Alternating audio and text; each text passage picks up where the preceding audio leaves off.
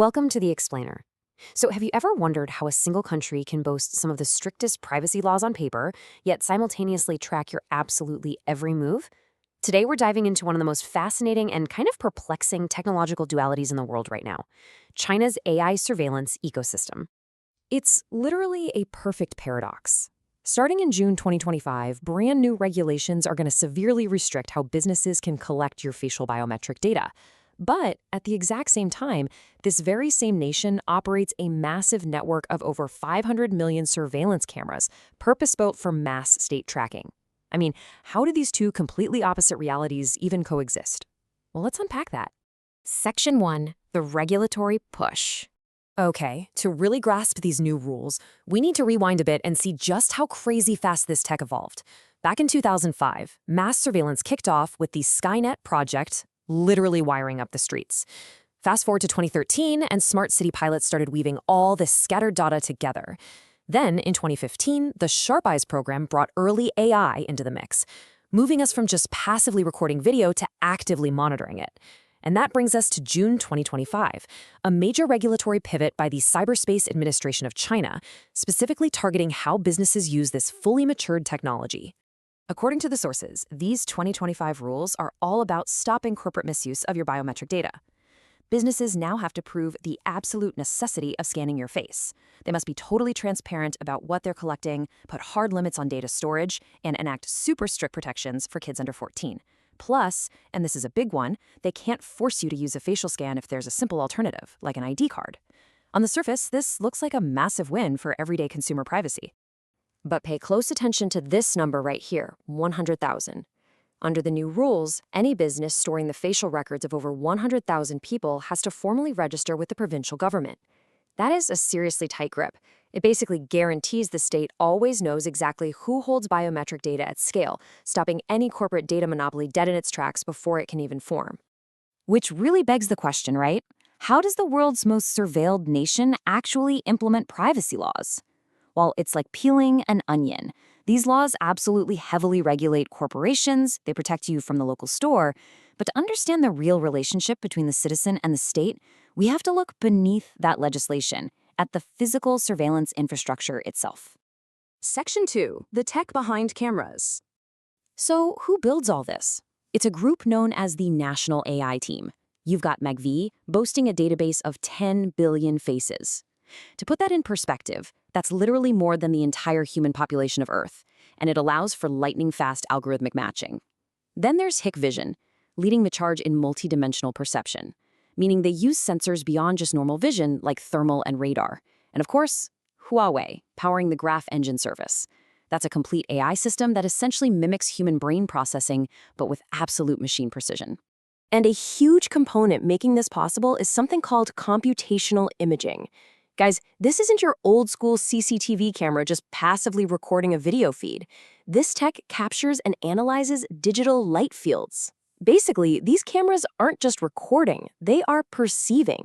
They can see right through physical masks, hats, thick glasses, and even digital spoofing.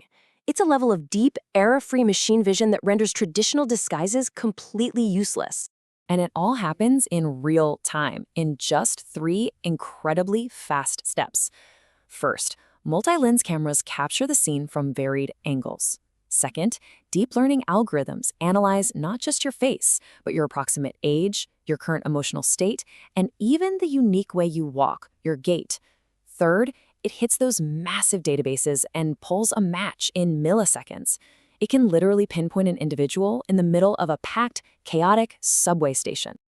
Moving on to Section 3, Rise of the City Brain. Now we get to the core of all this, the city brain. Think of this as the central nervous system. It drinks in the absolute ocean of big data pouring in from all those millions of smart cameras and sensors we just talked about. It takes all those abstract data points and transforms them into an all-knowing automated command center that actually manages city functions. It turns scattered hardware into one unified breathing organism.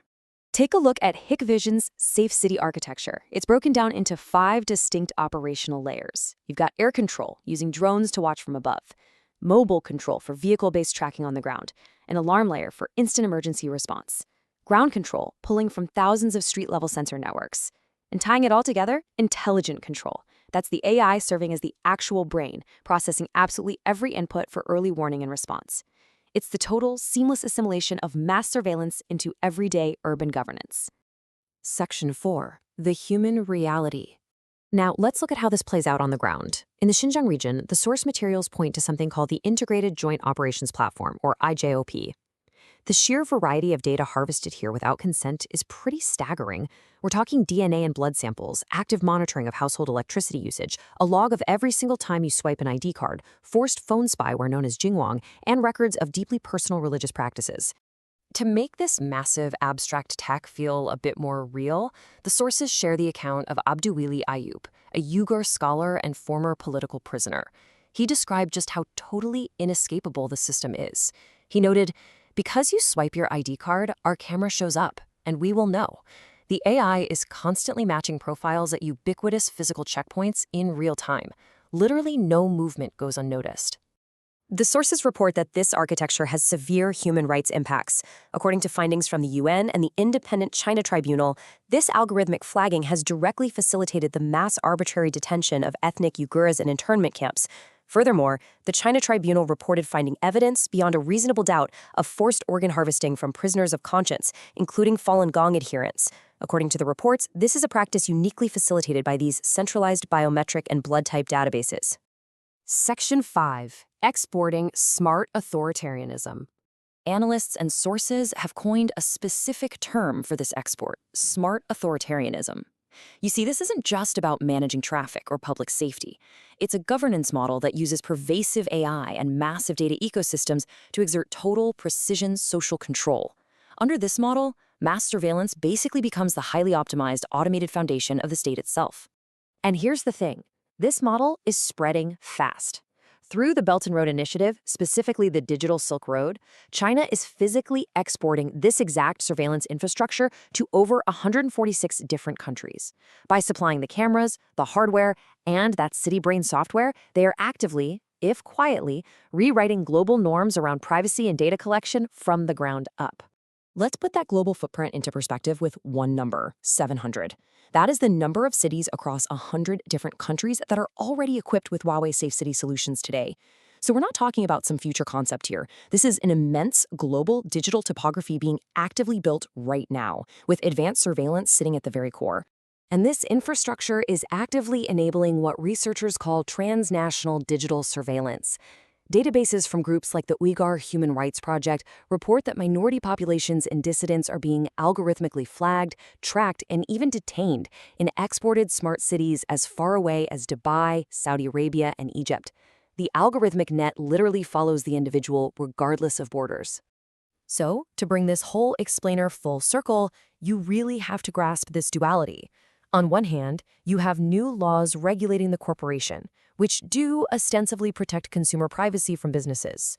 But on the other hand, you have this sprawling city brain ecosystem uniquely empowering the state. It exposes citizens to unparalleled precision authoritarian control, and, as we've seen, it's a model that is rapidly going global.